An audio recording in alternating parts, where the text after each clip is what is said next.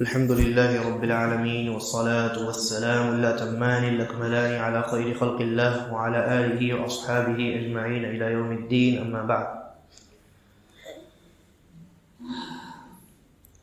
قال الله عز وجل: أعوذ بالله من الشيطان الرجيم: ومن الناس من يعجبك قوله في الحياة الدنيا ويشهد الله على ما في قلبه وهو ألد الخصام وإذا تولى سعى في الأرض ليفسد فيها ويهلك الحرث والنسل والله لا يحب الفساد. سورہ بقرہ کی یہ 204 اور اس کے بعد کی آیتیں ہیں. اس سے قبل کی آیات میں اللہ تبارک و تعالی نے حج کے کئی مسائل کا تذکرہ کیا اور اخیر میں فرمایا: وَاذْكُرُوا اللَّهَ فِي أَيَّامٍ مَّعْدُودَاتٍ، کہ گنتی کے ان چند دنوں میں اللہ رب العالمین کی کبریائی بڑھایا، اللہ رب العالمین کا ذکر کیا کرو. اور گنتی کے ان چند دنوں سے مراد ایام تشریق ہے، یعنی 10 ذی الحجہ کے بعد 11، 12 اور 13 ذی الحجہ، یہ 3 دن ایام تشریق کہلاتے ہیں. فمن تعجل فی یومین فلا اثم علیہ، اللہ تبارک و تعالی نے کہا، فرمایا کہ 10 تاریخ کے بعد 11 اور 12 تاریخ گزار کر، کنکری مار کر جو حاجی اپنے وطن کو واپس لوٹنا چاہے تو اس پر کوئی گناہ نہیں ہے. ومن تأخر فلا اثم علیہ لمن اتقى، اور جو انسان تاخیر کرے، تیسرے دن بھی رکے، 13 تاریخ کو بھی رکے اور اس دن بھی کنکری مارے تو اس میں بھی کوئی حرج نہیں ہے. شرط یہ ہے کہ ان دونوں قسم کے لوگوں کے اندر تقوی ہونا چاہیے. واتقوا اللہ واعلموا انکم الیہ تحشرون، اور اللہ تعالیٰ نے کہا کہ جان لو، اللہ کا تقوی اختیار کرو اور جان لو کہ تم اللہ رب العالمین ہی کی جانب جمع کیے جاؤ گے. یعنی حج کا ایک بہت بڑا پیغام یہ ہے کہ انسان جس طریقے سے 2 سفید کپڑے میں ملبوس، چاہے وہ کسی بھی خطے کا رہنے والا ہو، کسی بھی ملک کا رہنے والا ہو، کوئی بھی زبان بولنے والا ہو، کسی بھی ثقافت سے اور تہذیب سے تعلق رکھنے والا ہو، اور چاہے گورا ہو یا کالا ہو، کوئی بھی ہو، وہ امیر ہو یا غریب ہو، مرد ہو یا عورت ہو، اللہ رب العالمین کے گھر کے پاس تمام حجاج جمع ہوتے ہیں اور وہاں کسی کے درمیان کوئی فرق نہیں ہوتا، سارے لوگ جمع ہو جاتے ہیں. اسی طریقے پر ایک دن آئے گا جب بلا کسی تفریق اور بغیر کسی فرق کے اسی طرح تمام انسان اللہ رب العالمین کے بلاوے پر میدان محشر میں حساب و کتاب کے لیے جمع ہو جائیں گے. تو اللہ تعالیٰ نے حج کا یہ پیغام دیا ہے، فرمایا ہے: واتقوا اللہ، اللہ کا تقوی اختیار کرو، واعلموا، اور یہ جان رکھو، یہ بات تمہارے ذہنوں میں رہنی چاہیے، انکم الیہ تحشرون، کہ تم اپنے رب کی جانب ہی میدان محشر میں جمع کیے جاؤ گے، ایک بار اللہ کے سامنے اکٹھا کیے جاؤ. اب یہاں حج کے معاملات کا تذکرہ ختم ہوا. اس کے بعد اللہ تبارک و تعالی نے ارشاد فرمایا: وَمِنَ النَّاسِ مَن يُعْجِبُكَ قَوْلُهُ فِي الْحَيَاةِ الدُّنْيَا. نبی اکرم صلی اللہ علیہ وسلم کو اللہ تعالیٰ نے فرمایا کہ کچھ لوگ ایسے ہیں جو دنیاوی معاملات میں جب گفتگو کرتے ہیں، جب بات چیت کرتے ہیں تو آپ کو ان کی باتیں بڑی پسند آتی ہیں. وَيُشْهِدُ اللَّهَ عَلَى مَا فِي قَلْبِهِ، جبکہ اللہ رب العالمین اس بات کی گواہی دیتا ہے کہ ان کے دلوں میں کیا ہے. وَهُوَ أَلَدُّ الْخِصَامِ، اور حقیقت یہ ہے کہ وہ بہت بڑے جھگڑالو ہیں، بہت بڑے فسادی ہیں. در حقیقت یہاں منافقوں کا تذکرہ ہے. منافقوں کے بارے میں اللہ رب العالمین نے یہ فرمایا کہ وہ نبی اکرم صلی اللہ علیہ وسلم کے سامنے اور مسلمانوں کے سامنے آ کر بڑی چکنی چپڑی باتیں کرتے ہیں، بڑی اچھی بات کرتے ہیں، بہترین گفتگو کرتے ہیں، خوبصورت باتیں کرتے ہیں، بات کرنے کا لب و لہجہ اور انداز اور طریقہ اتنا عمدہ ہوتا ہے کہ خود نبی اکرم صلی اللہ علیہ وسلم کو ان کی باتیں اچھی لگتی، لیکن اللہ تعالیٰ نے فرمایا کہ اللہ رب العالمین اس بات پر گواہ ہے کہ ان کے دل کے اندر ایمان نہیں ہے، ان کے دل کے اندر وہ اچھائی نہیں ہے، یعنی ان کے باطن میں وہ اچھائی نہیں ہے جو ان کے ظاہر میں دکھائی دیتی۔ وَهُوَ أَلَدُّ الْخِصَامِ، بلکہ حقیقت میں بڑے جھگڑالو قسم کے لوگ ہیں، یہ حقیقت میں یہ فسادی ہیں، زمین میں فساد کرنے والے ہیں۔ یہ منافقوں کی خاص صفت ہوتی کہ وہ آج بھی مسلمانوں میں آپ کیا سمجھتے ہیں منافقین نہیں ہیں؟ دنیا بھر کے منافق بھرے پڑے ہیں مسلمانوں، بہت سارے منافق ہیں، الگ الگ شکلوں میں آتے ہیں، اور پھر جب موقع ملتا ہے، جب مفاد پورا ہو جاتا ہے تو کبھی کبھی وہ خود ہی اپنے آپ کو فاش کر دیتے ہیں، اپنے راز کو، اور یہ بتا دیتے ہیں کہ نہیں میں تو مسلمان نہیں ہوں، میں تو فلاں مذہب کا ماننے والا ہوں، کافر ہوں، مشرک ہوں۔ تو منافقوں کی یہ صفت ہوتی ہے کہ وہ مسلمانوں کے درمیان رہنے سہنے اور گھلنے ملنے کے لیے بہت عمدہ گفتگو کرتے ہیں۔ اس لیے یاد رکھنا چاہیے کہ ہر وہ انسان جو بہت اچھی گفتگو کرنے والا ہو، بہت اچھی باتیں کرنے والا ہو، اس کا لب و لہجہ، انداز اور وہ طریقہ جو ہے بہت خوبصورت ہو، تو ضروری نہیں ہے کہ وہ انسان جس طریقے سے اس کی گفتگو اچھی ہے، اس کا ظاہر اچھا نظر آتا ہے، اسی طریقے پر اس کا باطن بھی اچھا ہو اور اس کا دل بھی صاف ہو، کوئی ضروری نہیں، بلکہ یہ تمام چیزیں بناوٹی ہو سکتی ہیں۔ اس لیے انسان کو صرف بات کرنے کا طریقہ یا کسی کے لب و لہجے سے فوراً متاثر نہیں ہونا چاہیے جب تک اس آدمی کے بارے میں تحقیق نہ کر لی جائے کہ وہ آدمی کون ہے،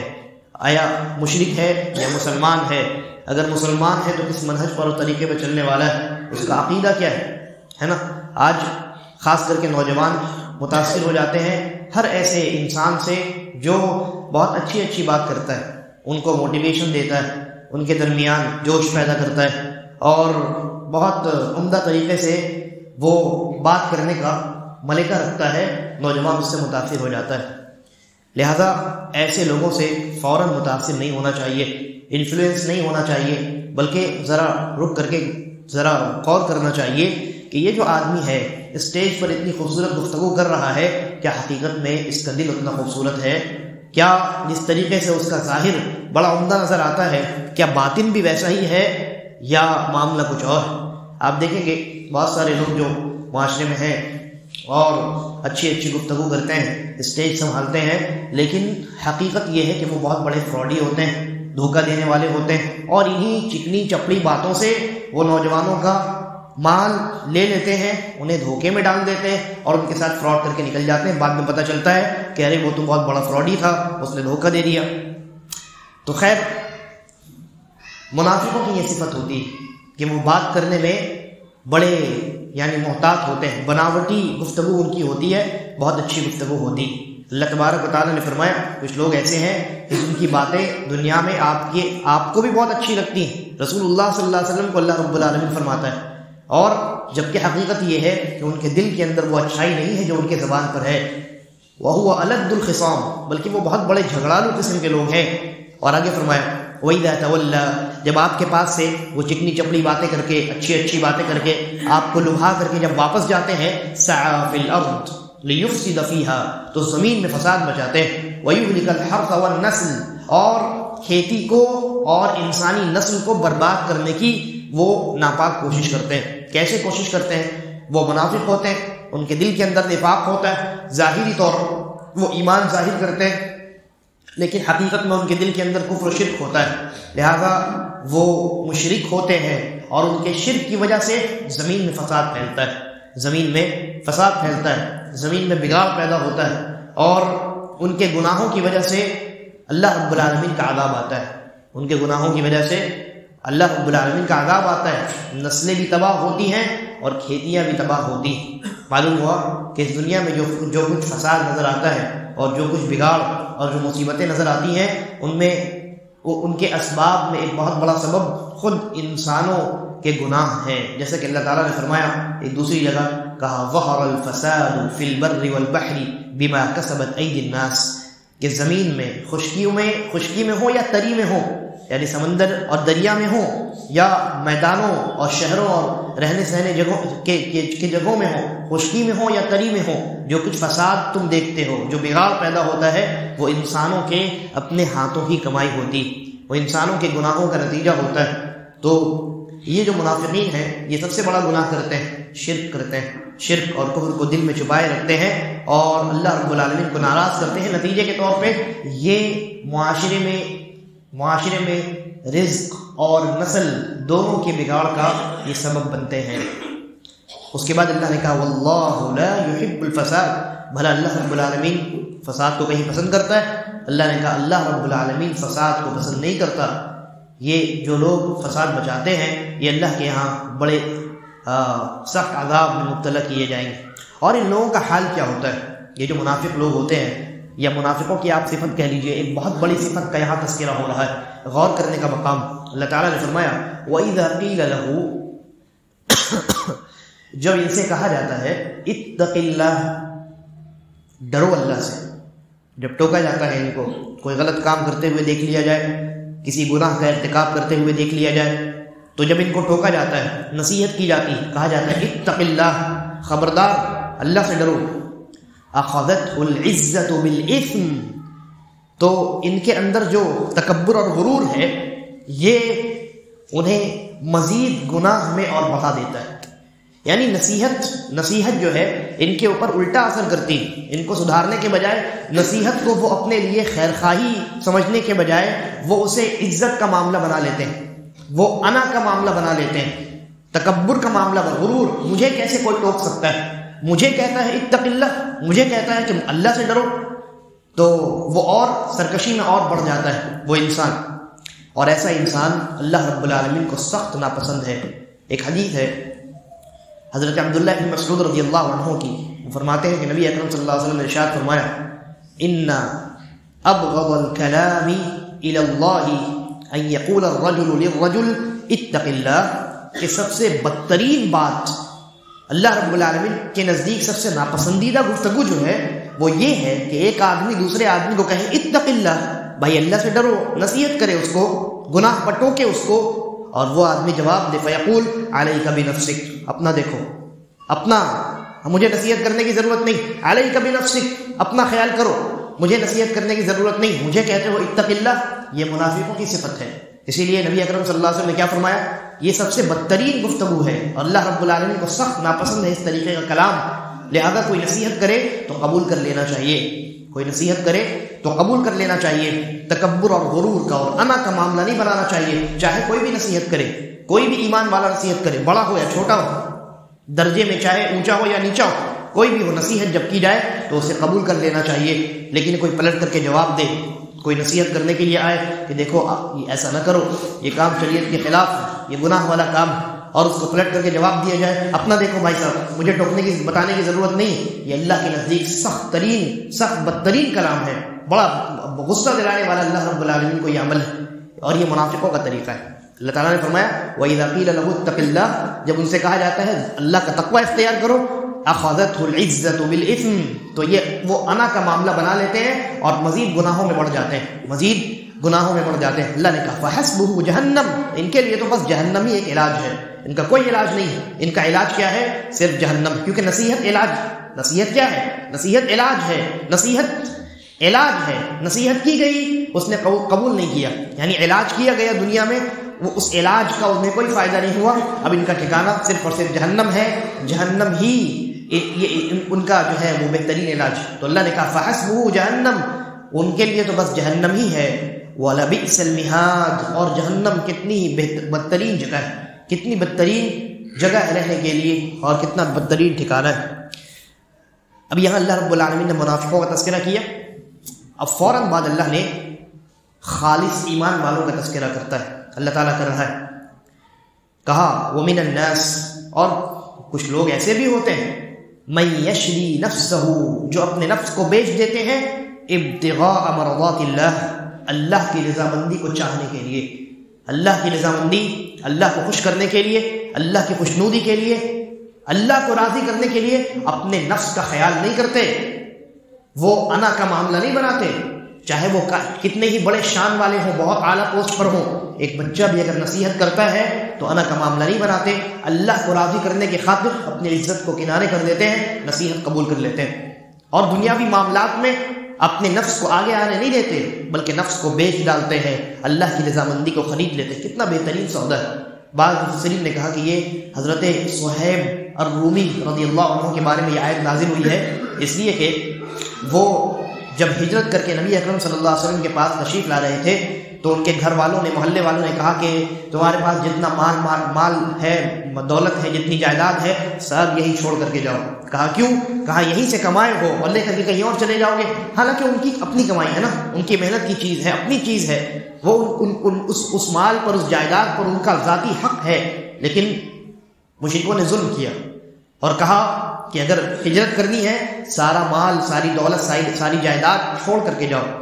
کپڑے لتے ساری چیزیں یہاں چھوڑ کر کے جاؤ، یہیں سے تم نے کمایا ہے، یہاں سے لے کر جانے کی اجازت نہیں۔ چھوڑ دیا انہوں نے، ساری چیزیں داؤ پہ لگا دی، چھوڑ دیا مشرکوں کے درمیان، ایمان لے کر کے رسول اللہ صلی اللہ علیہ وسلم کی خدمت میں پہنچے۔ آپ نے فرمایا صہیب بڑا بہترین سودا کیا ہے تم نے، بڑا بہترین سودا کیا ہے، جائیداد اور دولت اور مال اور نفس اور دنیا کو بیچ ڈالا اللہ کی رضامندی کے خاطر۔ تو اللہ تعالیٰ نے فرمایا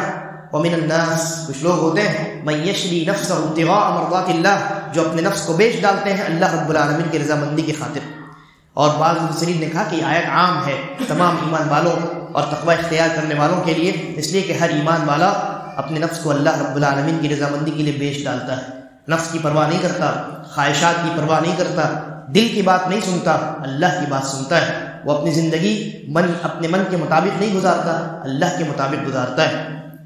واللہ رؤوف بالعباد، اور اللہ رب العالمین اپنے بندوں پر بڑا مہربان ہے، بڑی محبت کرنے والا ہے، شفقت کرنے والا ہے، بڑا نرم ہے اللہ تعالیٰ، اپنے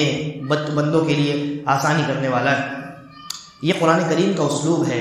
قرآن کریم کا یہ اسلوب ہے کہ جب اللہ رب العالمین نے قرآن کریم کی آیات کو جو ہے وہ جوڑا بنایا ہے۔ آپ دیکھیے جہاں